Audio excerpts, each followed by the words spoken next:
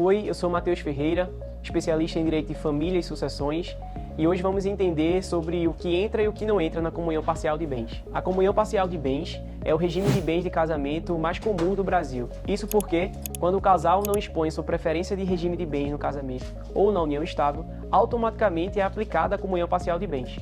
Os regimes de bem, como o Instituto determina como fica a separação de bens em caso de divórcio.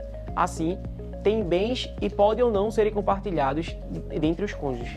A comunhão parcial de bens é o regime de bens de casamento utilizado também na união estável. Ele tem como objetivo determinar se o patrimônio adquirido durante todo o período de casamento ou união será compartilhado em caso de divórcio. É importante entender o que entra e o que não entra na partilha, pois mesmo que os bens particulares não entrem, alguns benefícios podem ser incluídos. É importante estar atento a este ponto, pois a comunhão parcial de bens pode incluir benefícios, mesmo o bem sendo particular. De acordo com a lei, esse regime divide todos os bens adquiridos durante o período de casamento ou união.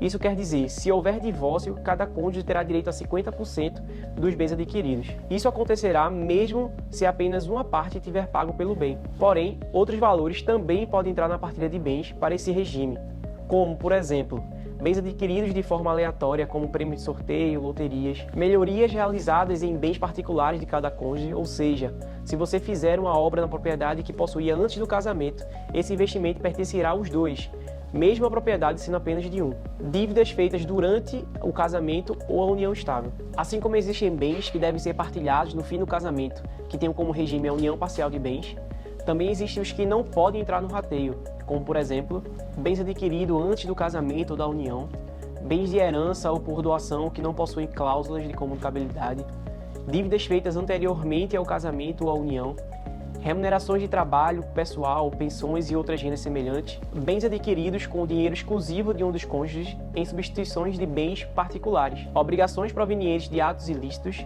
e bens de uso pessoais como livros e instrumentos de trabalho. Uma dúvida muito frequente que sempre somos indagados é se é possível haver a mudança do regime após o casamento. A resposta é sim. Mesmo se no momento de decidir sobre o regime, o casal não tenha expressado acerca da sua preferência, é possível mudar após o início do matrimônio. O regime de bens começa a partir da data do casamento ou da união estável. Assim, é possível mudar desde que haja autorização judicial solicitada pelo casal. Nesta autorização, deve ser informada as razões para a mudança, desde que resguardados os direitos de terceiros, seja para mudar o regime de bens após o casamento, ou para decidir oficialmente o regime escolhido pelo casal. A ajuda de um advogado especialista é fundamental para resguardar os direitos dos envolvidos. Embora ninguém pense no divórcio no momento de se casar, entender como funciona a partilha dos bens é importante para garantir o planejamento matrimonial. Portanto, antes de tomar qualquer decisão, converse com um advogado especialista em direito de família. Para maiores informações, acesse nossos canais de comunicação que estão na descrição desse vídeo ou consulte um advogado de sua confiança.